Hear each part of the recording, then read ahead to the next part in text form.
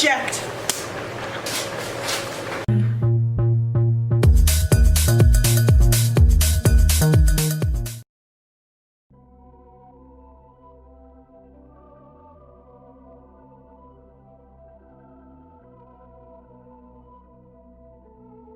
Hey guys, and welcome back to my channel, or welcome if you are new. We are back for another edition of Paralegal Reacts, and today we are going to be discussing a true crime case, which I've been wanting to do for a long time. So let's see how you guys like this. Let me know what you think down below.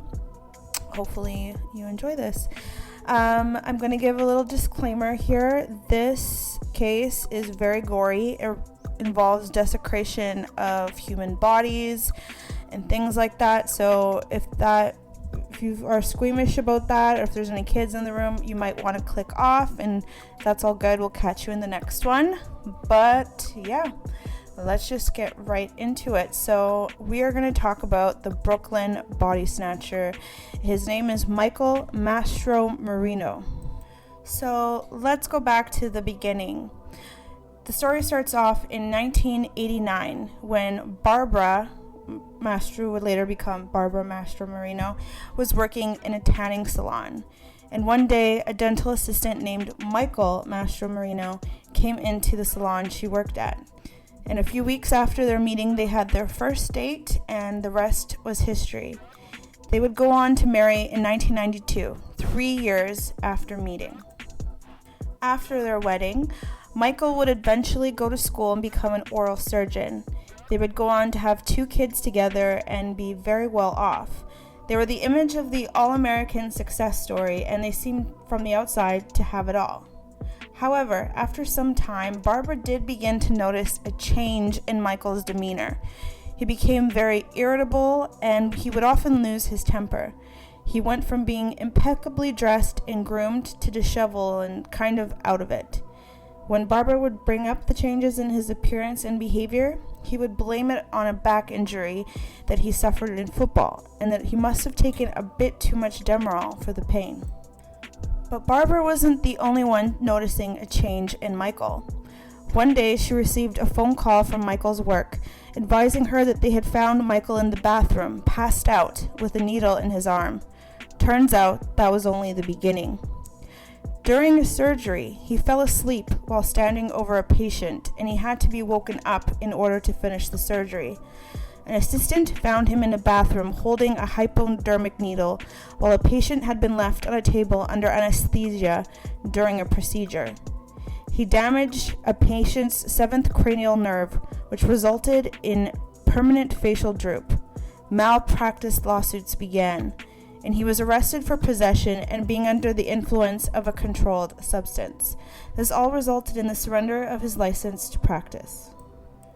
Following this, Michael went to rehab, where he checked out after only 3 days, only to relapse shortly afterwards.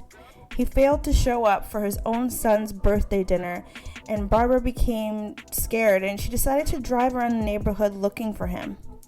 Finally, she found him. He had been in an accident, but unfortunately, he was with another woman. She realized that not only was he using drugs, but he was also cheating on her. As upset as Barbara was, she brought him to rehab. "That's what wives do," she said. Michael stayed for 3 weeks this time, and he seemed to come out a lot more humble, and Barbara believed he had become a changed man, and against all odds, Barbara remained loyal to him. By the fall of 2000, Barbara had stuck with Michael through drug addiction, the loss of his dental practice, and an alleged affair. She was proud of him. It seemed to her that he had beat the odds. Now that's what you call a ride or die. Now that he had gotten seemingly better, Michael began to plot his new career. He went on to form a business called Biomedical Tissue Services, a human tissue recovery firm. The purpose of this business was to harvest tissue from cadavers that were to be used for such things as research, transplants, and bone grafts. With the family's consent, tissue harvesting is legal. Barbara's brother said that with this job, Michael was able to practice medicine without practicing medicine because it's not on a live person. Michael was extremely successful with this business, and he started making a lot of money, reportedly anywhere between $10,000 to $15,000 per body. Once again, they seemed to be the picture-perfect family. It seemed that Michael had bounced back. However, Michael was not following best practices in his business. He wasn't even following the law, for that matter. He solicited funeral parlor directors and undertakers from New York, New Jersey, and Pennsylvania to become part of his ring for access to cadavers, and he paid them $1,000 per body. That's a lot of profit. He hired 2 assistants, also known as his cutters.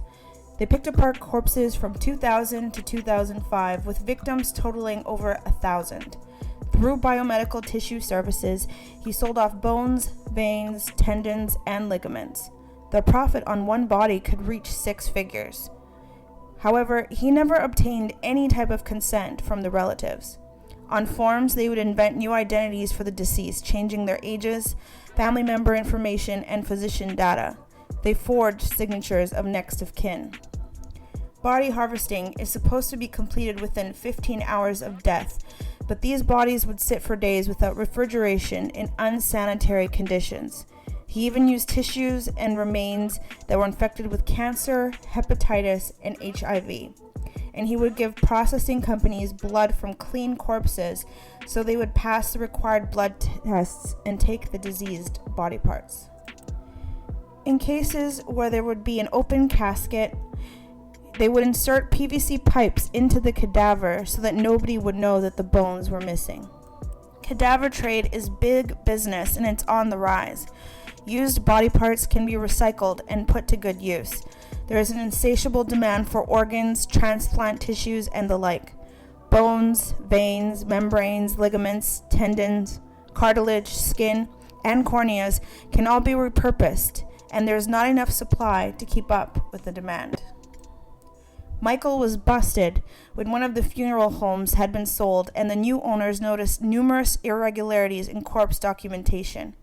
They contacted the NYPD with their concerns and they began to investigate. As the investigation expanded, it appeared that hundreds of corpses had been mutilated and the police discovered that none had been done with family consent. In the fall of 2005, after more than a decade of marriage, Barbara received a phone call from Michael stating that the authorities were searching his office and confiscating his equipment. His name was splashed across the front page of newspapers, accusing him of one of the most heinous crimes against human remains the United States had ever seen. Michael was adamant that he was not guilty, and Barbara once again stood by his side. Eventually, Mastromarino pleaded guilty to reckless endangerment, enterprise corruption, and body stealing, and was sentenced on June 27, 2008, to 18 to 54 years of prison time. He made a deal with the district attorney's office to pay back $4.6 million, which was to be distributed to the victims' families. During his court appearance, Mastromarino apologized for all the pain and grief he had caused to the victims of the families. After Michael's admission of guilt, Barbara, understandably, decided to divorce him. To this day, tissue recipients wonder if they were the unlucky recipient of the diseased body parts. The parts were sold to medical companies to be used in dental implants, knee replacements, and other procedures.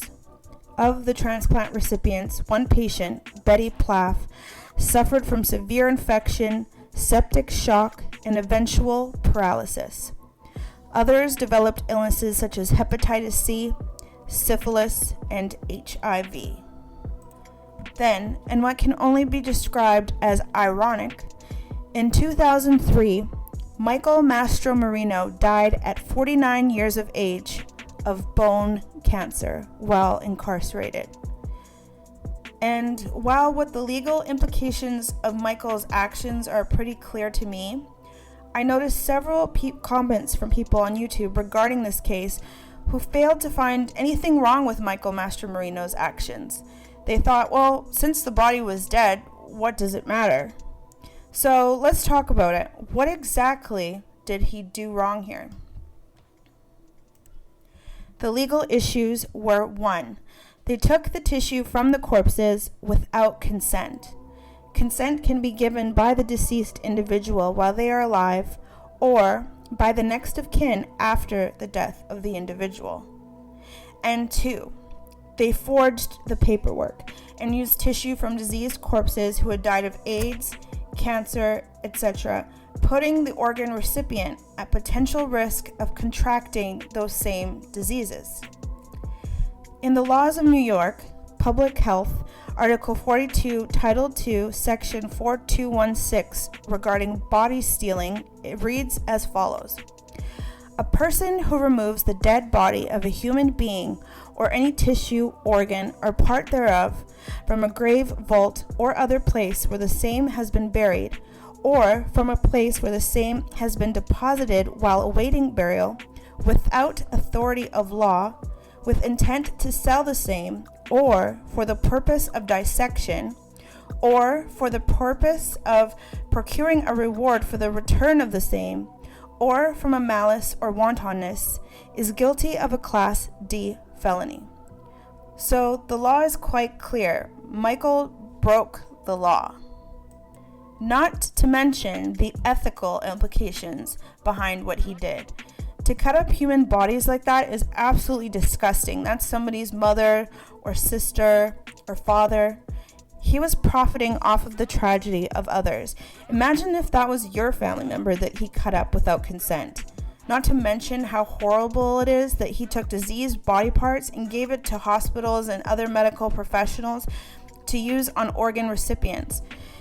Imagine being on an organ transplant waiting list and being so scared you won't find a donor in time, and then finally getting that call that you have a donor. You have the operation, and then you find out that you got the organs of someone who died from AIDS or cancer. Like, what a horrible thing to go through. Not only is it a crime against the dead, but it's also a crime against the living. His actions, whether directly or indirectly, could have caused people to lose their lives. And that's not just talking about the desecration that he did on the corpses. But in the end, karma did run its course, and Michael died of bone cancer, which is ironic since he would cut and steal people's bones from their bodies without permission. My heart does really go out to any of his victims or their families, and this guy sounds like a real douchebag, and I feel really bad for Barbara by sticking by his ass. Like, you can do so much better, Barbara girl. I feel really bad for her, but she's got 2 beautiful sons, and I feel bad for them too, and I really hope that stigma doesn't follow them around, because at the end of the day, it wasn't them that committed these crimes, but it's not just an embarrassment to the person, it can be a huge embarrassment to families as well. But anyways, guys, that's all for this video. Thanks so much for watching, and if you're still here, you're a real one. Sorry about that, that's my dog. Comment down below your thoughts on this case. This one's really crazy, it's very morbid, but it's something you don't hear about every day, I didn't really see too many people talking about it on YouTube, so I feel like I wanted to cover it. Let me know if you have any other cases that you want me to discuss. Comment that down below as well. Thank you so much for watching, guys, and I will catch you in the next one. Bye.